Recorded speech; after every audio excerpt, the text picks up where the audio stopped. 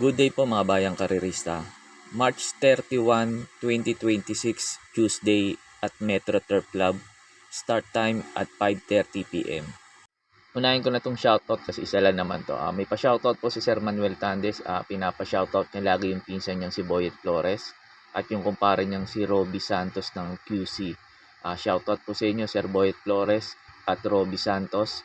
At Sir Manuel Tandes, shoutout po sa inyong tatlo at maraming salamat po.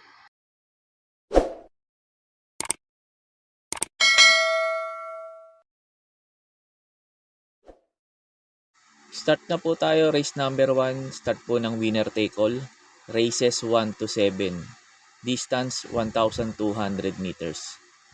Dito sa race number 1, tingin ko 2-horse race lang to. Between Fullness of Time saka yung Got Talent Survivor couple entry. Kaya pipili na lang ako ng isa rito para makatipid po tayo. Pag may mga kursunada po kayo dito sa race number 1, dagdag nyo lang po. Dahil itong numero 3, Fullness of Time para po sa akin dito sa race number 1. Sosoloin ko na po to. Napanood ko yung Novatos Run neto. Medyo malakas lang talaga kalaban niya doon, si Final Gambit. Sumigunda to. Malaking kabayo, hindi naman halos binigyan si kabayo kaya nagpreba to na 1.16 media. Pero tingin ko hindi pa naman binigyan si kabayo, no? Kaya tingin ko para po sa akin dito sa race number 1 lamang po sa akin to.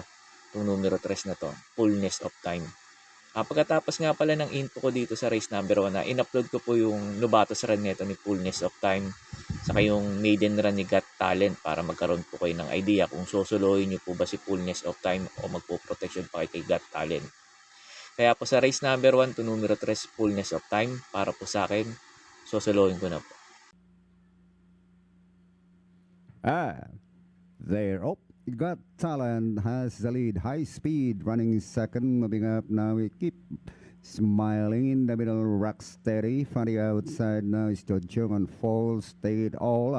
While Tula Dream is running on the table of fielder.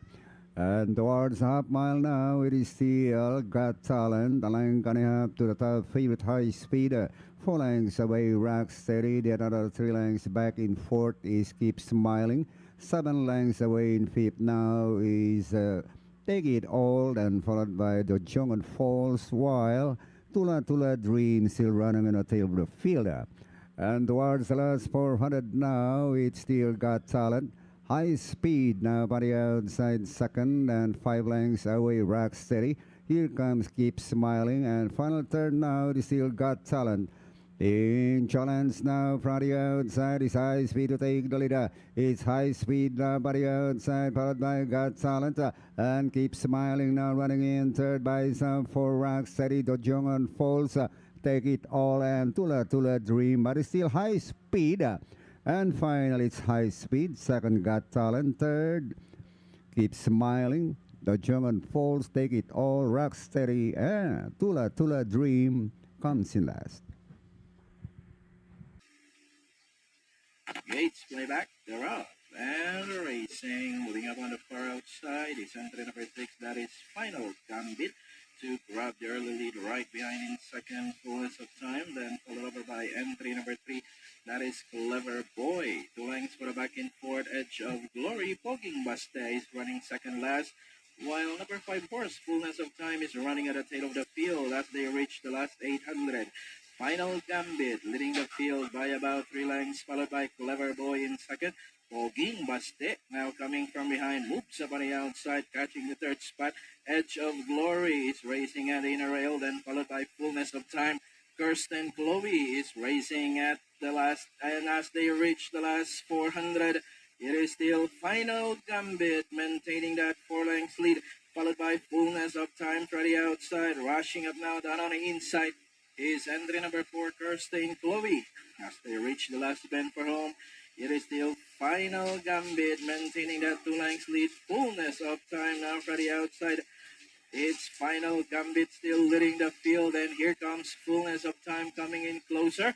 With the last 50 meters, Final Gambit winning the Nevada trial race over Fullness of Time. Then comes Edge of Glory, Kirsten Chloe, Clever Boy, and Poging Baste comes in last.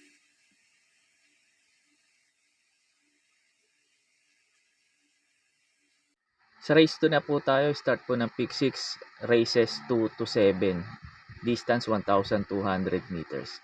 Pampremera ko dito, numero 5, Chiller. Ito, lasaran nito, sumigunda to sa kabila, doon kay Shanghai Silk. Ganda na rin tinakbo nito. Tingin ko, malaki na chance na ito manalo ngayon dito, numero 5, Chiller. Tapos second choice ko, numero 7, Snow White. Tingin ko, pwedeng rumimate dito si Snow White. Ganda position niya, nasa labas. Tapos cambio hinete, Dan El Camanyero. Tingin ko maganda itatakbo ngayon nito. Tapos third choice ko yung di banderang kabayo, numero 2, Figure It Out. Ito pag walang humabol at pinabayaan sa unan, tingin ko malaki chance makatapos ng karera kasi maiksi nga distansya po, 1,200 meters. Baka mapabayaan. Kaya po sa race number 2, pampremera ko po numero 5, Chiller. Tapos second choice ko po numero 7, Snow White.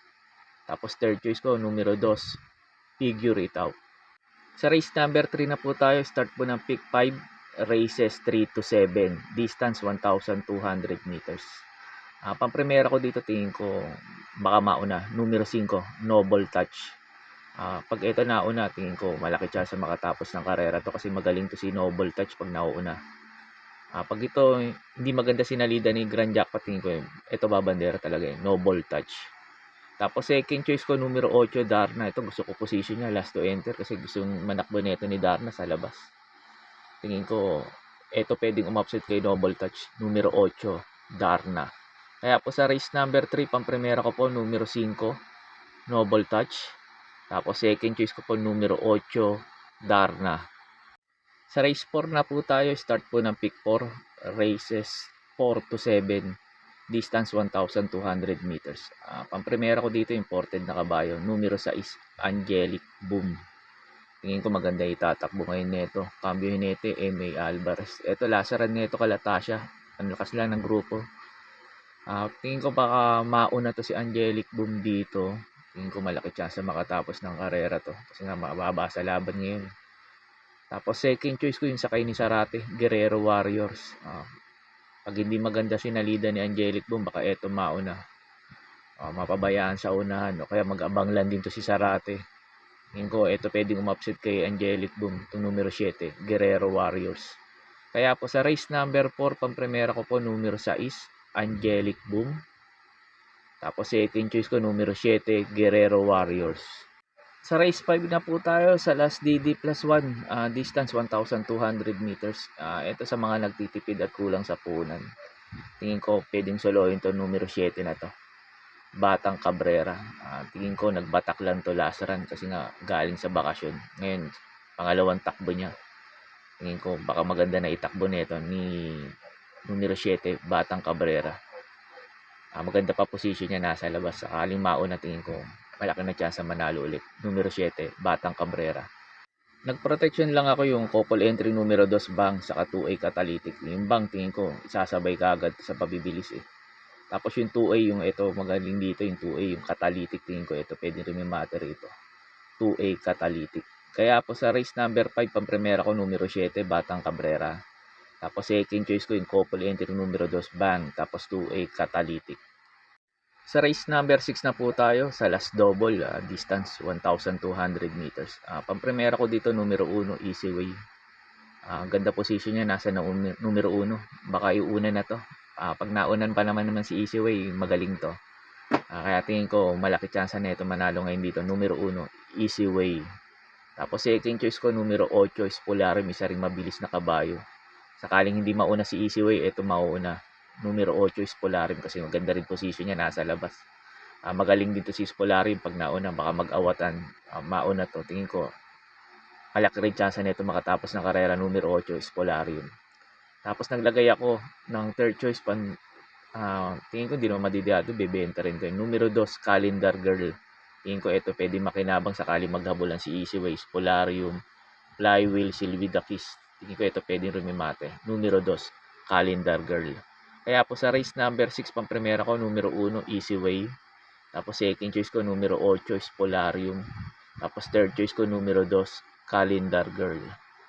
Sa last race na po tayo, sa race number 7, bago nga pala ako magbigay ng info ko dito, makikiusap ulit po sana ako sa inyo na sana po mag-subscribe po kayo sa YouTube channel ko at pakitap na rin po yung notification bell para updated kayo tuwing mag-upload ako ng mga infos at videos ko po dito. Arnel Racing Tips, maraming salamat po. Sa last race na po tayo, sa race number 7 sa Las Porcas, distance 1,200 meters. Pampremera ko dito, numero 1, My Diamond. Ito bigyan lang ng importansya na may-ari to. Tingin ko walang pauunahin ngayon dito to. Yung numero 1 na to, My Diamond, kasi mabilis na kabayo to. Inaayaw lang ng connection to. Pag ito laban, tingin ko malaki chance makatapos ng karera kasi wala akong gano'n nakikita mabilis eh. Tapos second choice ko, numero 8, Supreme Dynasty. Ito medyo mababa na rin sa laban to. Numero 8 na to, Supreme Dynasty. Mas maganda pa position niya last to enter. Tingin ko makakasabay ka agad to. Kasi dirimating kabayo to yun. Numero 8 na to, Supreme Dynasty. Tapos third choice ko, numero 7, My Dad Bogart. Maganda lang isalida at makasabay. Tingin ko pwede makarimate. Numero 7, My Dad Bogart. Kaya pang primera ko, numero 1, My Diamond. Tapos second choice ko, numero 8, Supreme Dynasty. Tapos third choice ko, numero 7, My Dad Bogart. Yun lang po, and good luck and happy racing po mga bayang karerista.